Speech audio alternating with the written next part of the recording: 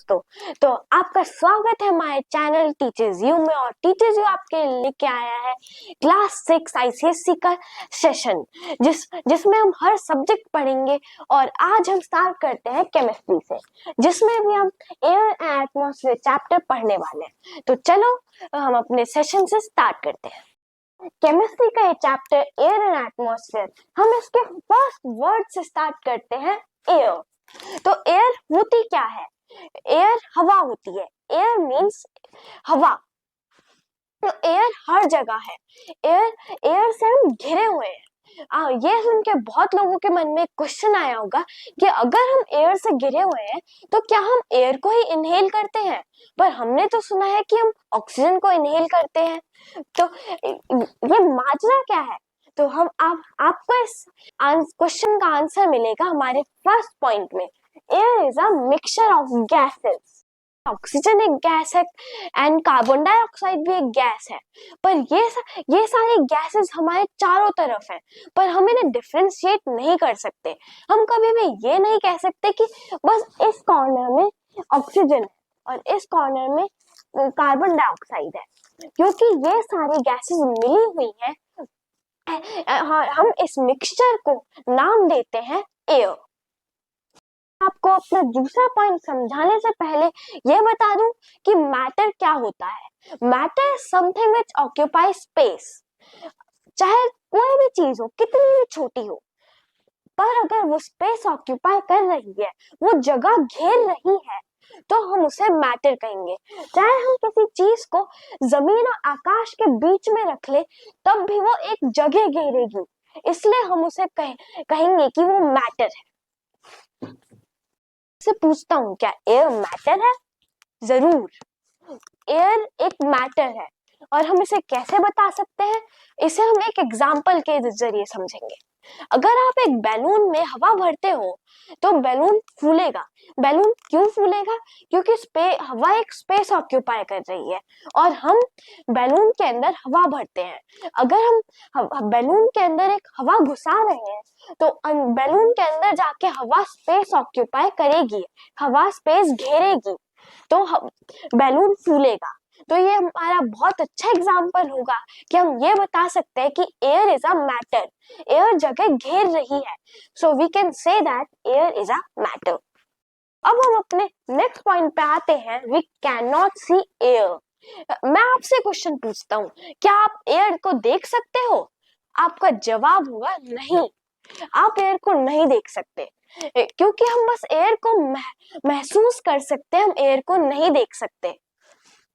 तो इसी के साथ हम अपने नेक्स्ट पॉइंट पे आते हैं, air is important for us but pollution is harmful.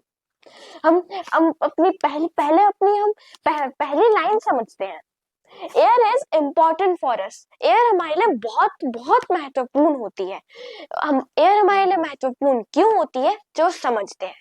हमें ऑक्सीजन चाहिए होती है इनहेल करने के लिए, जो हमारी बॉडी का एक बहुत ही इम्पोर्टेंट प्रोसेस है, जिसकी वजह से हम जिंदा हैं। प्लांट्स को फोटोसिंथेसिस करने के लिए कार्बन डाइऑक्साइड चाहिए होती है और न्यूट्रिशंस के लिए नाइट्रोजन। तो अब हमें पता चल चुका है कि एयर बहुत इंपॉर्टेंट होती है, इसलिए हम कह सकते हैं air is really very very important for us. तो अब देखते हैं आगे क्या लिखा है, but pollution is harmful. Pollution होता क्या है? पॉल्यूशन होता है कि किसी भी एक हार्मफुल चीज जो हमारे लिए नुकसानदायक हो, वो हमारे हवा में मिल गई हो, उसको हम पॉल्यूशन कहते हैं। एग्जाम्पल में एक सीएफसी गैस होती है जो हमारे रेफ्रिजरेटर और एसीज में से निकलती है। वो जब हमारे एयर में मिक्स हो जाती है, तब हम उसे कहते हैं पॉल्यूटेड एयर। हम उसे पॉल्यूटेड एयर इसलिए कहते हैं कि सीएफसी गैस एक बहुत ही हार्मफुल गैस होती है, जो हमारे लिए बहुत ज्यादा नुकसानदायक होती है। वो हमारे skin irritation, I irritation and asthma ऐसी बीमारियों को पैदा कर सकती है। इसलिए हम कहते हैं air is important for us but pollution is harmful. अब हम अपने नेक्स्ट टॉपिक से स्टार्ट करते हैं, अकरेंस ऑफ एयर, जिसमें सिंपली ये समझाने की कोशिश करी जा रही है कि एयर हर जगह है। आप जहाँ जहाँ सोच सकते हो एयर वहाँ वहाँ है। एयर हर जगह एग्जिस्ट करती है, हर खाली स्पेस में आपको एयर मिलेगी। तो अब हम इस टॉपिक के फर्स्ट सब टॉपिक पे आते हैं, एयर इन एटमॉस्फेयर। तो बहुत लोग सोचेंगे कि स्पेस में तो एयर होती ही नहीं है, पर इसमें ये कहा ही नहीं गया है। एयर इन एटमॉस्फेयर, इसमें ये बताया है कि एयर एटमॉस्फेयर के अंदर प्रेजेंट है, बाहर नहीं, एयर एटमॉस्फेयर के अंदर। एटमॉस्फेयर एक 5 लेयर्ड अर्थ की एक शील्ड है जो हमें सन की रेस से प्रोटेक्ट करती है। और अर्थ के पास, जैसे सपोज ये अर्थ है,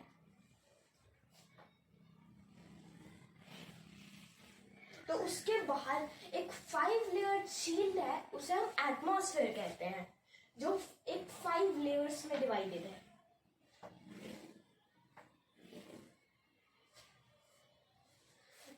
जिसमें पहले लेयर का नाम है ट्रोपोस्फेयर और दूसरी लेयर का नाम है स्ट्रेटोस्फेयर एंड तीसरी लेयर का मिडिल लेयर का नाम है मेसोस्फेयर और उसके बाद वाली लेयर का नाम है थर्मोस्फेयर और हमारी लास्ट लेयर का नाम है एक्सोस्फेयर, जिसमें हमें जितनी जो लेयर अर्थ के सरफेस से जितनी पास होगी उसमें एयर की डेंसिटी उतनी ही ज्यादा होगी और जो जितनी दूर होगी उसमें उतनी ही डेंसिटी कम मिलेगी। मतलब हम जितना भी ऊपर जाएंगे, जितना भी हम अर्थ के सरफेस से दूर जाएंगे, हमें अर्थ की डेंसिटी कम मिलेगी। इसलिए माउंटेनियर्स जो माउंटेन पे चढ़ते हैं वो अपने साथ ऑक्सीजन सिलेंडर कैरी करते हैं, क्योंकि वो बहुत हाइट पे जा रहे हैं और वहाँ पे ऑक्सीजन की डेंसिटी बहुत कम है, एयर की डेंसिटी बहुत कम है। तो यही था हमारा फर्स्ट सब टॉपिक। तो अब हम आते हैं अपने नेक्स्ट सब टॉपिक पे। तो हमारा नेक्स्ट सब टॉपिक है air in water bodies. Water bodies हर वो चीज होती है जो पानी को कैरी कर रही है, जैसे लेक्स हुई, रिवर्स हुई, ओशंस हुए, ये सारे पानी को कैरी करते हैं, तो ये हम वाटर बॉडीज इन्हें कहते हैं। तो इस टॉपिक में ये कह रहे हैं कि एयर इन वाटर बॉडीज मतलब पानी में एयर होती है। अब आप पूछोगे कि एयर तो नहीं होती भाई, आप अगर पानी में चले जाओ तो आपको तो सांस ही नहीं आएगी। तो इसका आंसर मैं आपको देने वाला हूँ इस टॉपिक के एक्सप्लेनेशन में।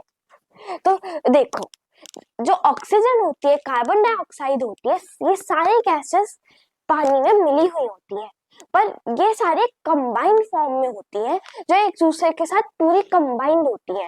से ऑक्सीजन हाइड्रोजन के साथ कंबाइंड हो जाती है, ऐसे सब कंबाइंड हो जाती है। इसलिए हम इन सारी गैसेस को इनहेल नहीं कर सकते। पर ये गैसेस जो फिशेस, एनिमल्स पानी में होते हैं, वो ये सारे गैसेस उन एनिमल्स को काम आते हैं और फोटोसिंथेसिस करने के लिए जो प्लांट्स पानी में होते हैं उनको काम आते हैं।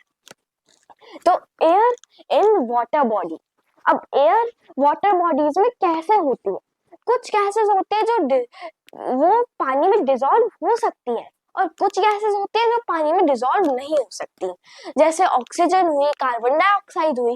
ये ऐसी गैसेस होती है जो पानी में डिसॉल्व हो सकती है और ये पानी का टेस्ट भी बनाती है और इनके बिना जितने भी एनिमल्स पानी में रह रहे हैं वो लिव नहीं कर सकते। और सारी गैसेस आप ले लो, जैसे CFC, तो ऐसे बहुत सारी गैसेस होती है जो डिसॉल्व नहीं हो सकती, वो आपको पानी में नहीं मिलेंगी। तो बस इतना ही था हमारे इस सब टॉपिक में। तो चलते हैं अब अपने नेक्स्ट सब टॉपिक पे। हमारा नेक्स्ट सब टॉपिक है एयर इन द सॉइल। हाँ, एयर सॉइल में भी प्रेजेंट होती है। जितने भी लिविंग क्रीचर्स सॉइल में रहते हैं वो इस एयर को यूज करते हैं और ये सारी एयर प्लांट्स में ट्रैप्ड रहती है और जितने भी प्लांट्स हैं सॉइल में उनके जर्मिनेशन के लिए भी ये एयर बहुत ही यूजफुल होती है। और देखो, हमने अब तक एयर इन एटमॉस्फेयर पढ़ा, एयर इन वाटर बॉडीज पढ़ा, एयर इन सॉइल पढ़ा, तो अब तक हम जान चुके हैं जितने भी लिविंग क्रीचर्स इस दुनिया में एग्जिस्ट करते हैं, जितने भी लिविंग क्रीचर्स, उन्हें एयर चाहिए जीने के लिए। इसलिए जो लिविंग क्रीचर्स सॉइल में रहते हैं उन्हें भी एयर चाहिए, इसलिए air in soil, air in the soil, air soil में प्रेजेंट है। जितने लिविंग क्रीचर पानी में रहते हैं इसलिए उन्हें भी एयर चाहिए, इसलिए एयर पानी में भी प्रेजेंट है। अब हम पढ़ेंगे कॉम्पोजिशंस ऑफ एयर। तो देखो, पहले के टाइम में ये माना जाता था कि air is a single element, मतलब ये माना जाता था कि एयर एक सिंगल गैस है। जैसे इस टाइम हमें पता है कि एयर इज अ मिक्सचर, मतलब एयर में बहुत सारी गैसेस मिली हुई हैं और इसलिए हम उसे एयर कहते हैं। पर पहले के टाइम में ये माना जाता था कि air is a single element, मतलब air is a single gas. तो आफ्टर बहुत सारे एक्सपेरिमेंट जब हो गए, एक प्रिस्टली नाम का एक साइंटिस्ट था, उसने 1774 में ये तो बता दिया था कि air is a mixture of gases, air is not elementary, air बहुत सारे गैसेस से मिलके बनी है, एयर एलिमेंट्री नहीं है। और हमें ये पता है कि एयर मेनली 5 गैसेस से मिलके बनती है, जिनका नाम है nitrogen, oxygen, carbon dioxide, water vapour and argon. ये 5 गैसेस है जिनसे पूरी की पूरी एयर मेनली बनी हुई है, और सारी गैसेस बहुत छोटे से कॉर्नर में एग्जिस्ट करती है।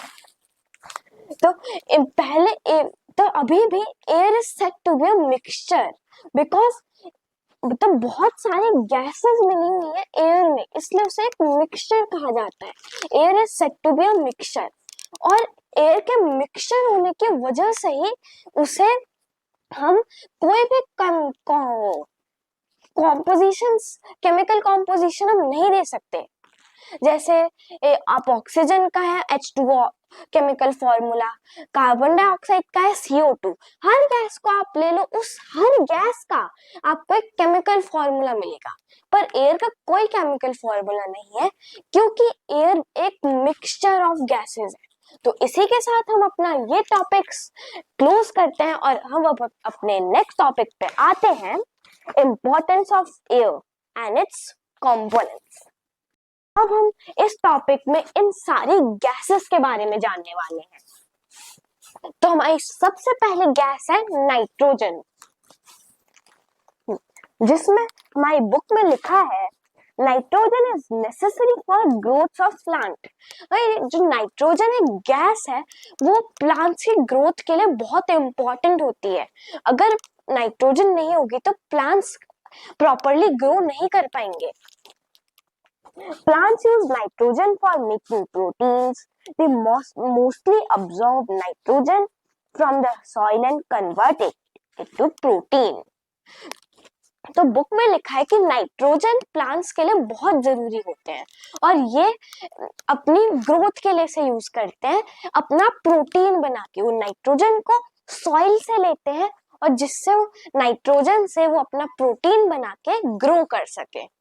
और नाइट्रोजन फायर एग्जॉस्टर के रूप में भी यूज होता है, क्योंकि नाइट्रोजन एक गैस है जिससे फायर कम हो सकती है, मतलब नाइट्रोजन फायर को सपोर्ट नहीं करता।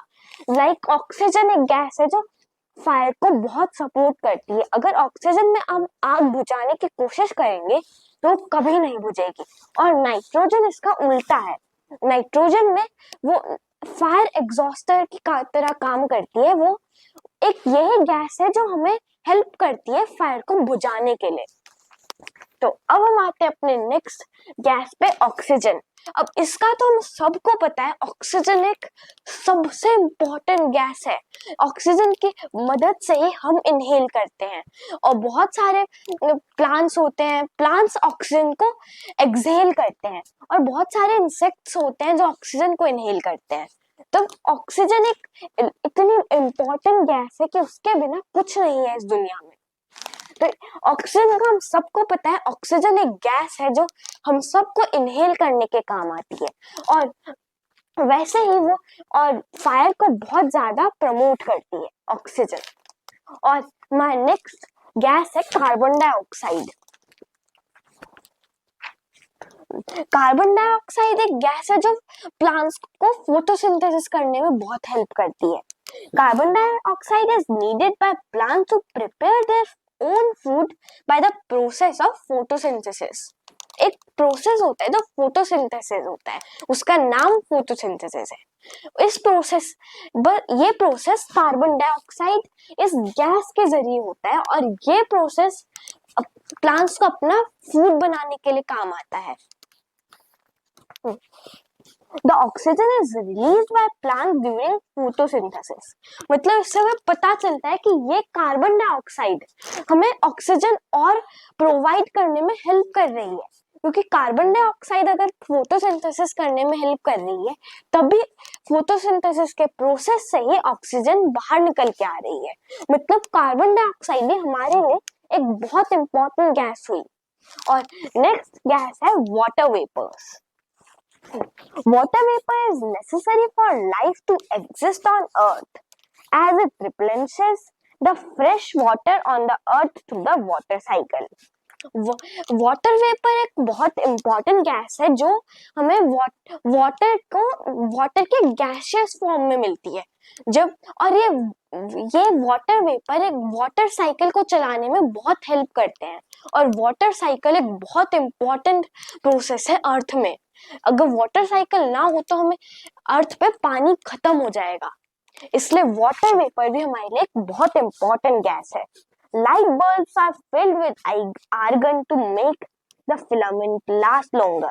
और जो सारी के सारी वो ट्यूबलाइट्स होती हैं वो आर्गन से बनी होती हैं। और weather balloons are filled with helium. Weather balloons helium से भरे होते हैं। एयर पॉल्यूशन, तो पहले समझते हैं एयर पॉल्यूशन होता क्या है। किसी भी एक हार्मफुल चीज का हमारे एयर में ऐड होना, अगर कोई भी एक नुकसानदायक चीज हमारे हवा में मिल रही है तो हम उसे एयर पॉल्यूशन कहेंगे, और जिस एयर में वो नुकसानदायक चीज मिली है उसे हम कहेंगे पॉल्यूटेड एयर। तो अब इस टाइम पे बच्चा भी जानता है कि वो जिस सांस को अपने इनहेल कर रहा है वो एक पॉल्यूटेड एयर है, क्योंकि हमें अपने आप पता चल जाता है कि हमें सांस लेने में प्रॉब्लम होती है अगर हम किसी ऐसी जगह पे हैं जहाँ पे पॉल्यूशन बहुत ज्यादा है। इस अभी करंट सिचुएशन में इस डेट में हर जगह आपको पॉल्यूशन मिलेगा, पर पॉल्यूशन लेवल हर जगह अलग होते हैं। AQI हर जगह अलग होता है। AQI एक ऐसा वो मेजरमेंट की टेक्निक है जो जिससे हम बता सकते हैं कि तो इस एयर में कितना ज्यादा पॉल्यूशन है। तो हर बच्चा जानता है कि इस एयर में पॉल्यूशन है। तो अब हम जानेंगे पॉल्यूशन के टाइप्स। पॉल्यूशन दो टाइप्स का होता है, नेचुरल पॉल्यूशन और आर्टिफिशियल पॉल्यूशन। नेचुरल पॉल्यूशन वो पॉल्यूशन होता है जो नेचुरली अकर करता है, जो मैनमेड नहीं है। बस इंसान उसके लिए बस ट्राई कर सकते हैं कि उसके कॉजेस को हम कम कर पाए, पर हम उसे रोक नहीं सकते। लाइक जो सैंडस्टॉर्म आता है, वॉल्केनिक इरप्शन होता है, इसमें से बहुत सारी स्मोक निकलती है और ये हमारे एयर में ऐड होके पॉल्यूटेड एयर बन जाती है, जिससे एयर पॉल्यूशन होता है। तो ये था नेचुरल पॉल्यूशन जिसमें इंसानों का कोई हाथ नहीं है, वो ये पॉल्यूशन अपने आप हो रहा है। और दूसरा है आर्टिफिशियल पॉल्यूशन। इसको हम मैन मेड पॉल्यूशन भी कहते हैं, क्योंकि ये मैन मेड है। जितने भी ह्यूमंस एक्टिविटीज की वजह से ये पॉल्यूशन हो रहा है, इसलिए हम इसे मैन मेड पॉल्यूशन और आर्टिफिशियल पॉल्यूशन कहते हैं। जैसे हमने अब गाड़ी इन्वेंट की है, पर इसमें से इतना स्मोक निकलता है जो हमारी एयर को पॉल्यूशन में बदल देता है। तो ये था artificial pollution. Effects of air pollution. हमें पता चल चुका है कि एयर पॉल्यूशन एक बहुत ही घातक चीज है, बहुत ही एक हार्मफुल चीज है हमारे लिए। तो इसके इफेक्ट्स क्या हैं? इफेक्ट्स मतलब कोई भी रिजल्ट, इस एयर पॉल्यूशन का रिजल्ट क्या है, इस पे हमें क्या नुकसान है एयर पॉल्यूशन से, हम इफेक्ट्स में ये समझेंगे। हमें एयर पॉल्यूशन से बहुत सारे डिजीज हो सकते हैं, लाइक अस्थमा, आई इरिटेशन, स्किन इरिटेशन, ऐसे बहुत सारे डिजीज होते हैं जो हमें एयर पॉल्यूशन के बहुत इजीली हो सकते हैं एयर पॉल्यूशन की मदद से। और इफेक्ट्स में हम ग्लोबल वार्मिंग आती है। ग्लोबल वार्मिंग एक बहुत ही हार्मफुल चीज है जो इस टाइम पे बहुत ही हाई रेट पे चल रही है। ग्लोबल वार्मिंग में गर्मी बहुत ज्यादा बढ़ जाती है और सारे ग्लेशियर्स मेल्ट करने लगते हैं, जिसकी मदद से ओवर फ्लडिंग हो जाती है। और जिस टाइम पे हमें पानी की सख्त जरूरत होती है, उस टाइम पे ग्लेशियर्स मेल्ट हो चुके होते हैं। तो अब हम आते हैं causes of the prevention of air pollution. हमें ये पता है कि अब एयर पॉल्यूशन एक बहुत ही हार्मफुल चीज है, तो हमें इसे रोकना होगा, हमें इसे प्रिवेंट करना होगा। तो अब हम समझेंगे इस एयर पॉल्यूशन को हम प्रिवेंट कैसे करें। तो इसे हम कुछ पॉइंट्स के जरिए समझेंगे, जिन्हें मैं रीड करता हूँ। Carpool, walk, ride a bicycle और यूज पब्लिक ट्रांसपोर्ट, ये कुछ एग्जाम्पल्स है जिनसे हम पॉल्यूशन कम कर सकते हैं। कारपूल, कारपूल मतलब अगर 2-3 लोग एक ही जगह जा रहे हैं तो वो 2-3 टैक्सी को बुक करने की जरूरत नहीं है, वो एक ही टैक्सी में अपने ऑफिस जा सकते हैं। अगर 2-3 लोग एक ही जगह जा रहे हैं तो उसे हम कारपूल कहते हैं, कि बहुत सारे लोग एक ही व्हीकल से ट्रैवल कर लें। अगर वो बहुत सारे व्हीकल्स ट्रैवल करेंगे तो और ज्यादा पॉल्यूशन होगा। वॉक, अगर हम वॉक करेंगे तो जितना भी इमिशन होता है स्मोक का कार से, वो रुक जाएगा। या अगर हमें वॉक नहीं करनी है तो हम एक बाइसाइकिल राइड कर सकते हैं, कहीं भी स्मॉल डिस्टेंस कवर करने के लिए। टू मेक और यूज पब्लिक ट्रांसपोर्ट, और हम पब्लिक ट्रांसपोर्ट यूज कर सकते हैं, क्योंकि पब्लिक ट्रांसपोर्ट एक ऐसी चीज है जिसका स्मोक एमिशन इतना ज्यादा नहीं होता, और जितना भी होता है हम उसे अवॉइड कर सकते हैं, क्योंकि एक पब्लिक ट्रांसपोर्ट में कम से कम 20 या 25 लोग जा सकते हैं एक साथ, तो हम इतना अवॉइड कर सकते हैं। Do not burn garbage, dry leaves or any other waste material. Plant more trees. अब हमें कोई भी गार्बेज बर्न नहीं करना चाहिए, हम चाहे उसे डस्टबिन में फेंक दें और वो रिसाइकल हो सकता है। हम अगर कोई भी गार्बेज ऐसे ही जला देते हैं तो उसमें से बहुत ज्यादा स्मोक निकलती है और वो पॉल्यूशन में बदल जाती है। और हमें और ज्यादा प्लांट्स लगाने चाहिए, जिससे कि वो और कार्बन डाइऑक्साइड को ले सके और हमें और ऑक्सीजन दे सके, हमें सांस लेने में प्रॉब्लम ना हो। Reuse, recycle and reduce the use of goods as much as possible. Reuse, recycle and reduce एक ऐसा प्रोसेस है जिसमें आप अपनी सारी वेस्ट मटेरियल को reuse, recycle और रिड्यूस कर सकते हो, जिससे सारी जितनी भी आपको गंदगी मिलती है स्ट्रीट्स पे, वो कम हो सकती है। तो यहीं पे हमारा चैप्टर खत्म होता है। और अगर आपको ये वीडियो पसंद आई हो तो लाइक, शेयर एंड सब्सक्राइब करना मत भूलना। और ये मेरी फर्स्ट वीडियो थी, इसलिए अगर कुछ गलती हो गई हो तो माफ करना।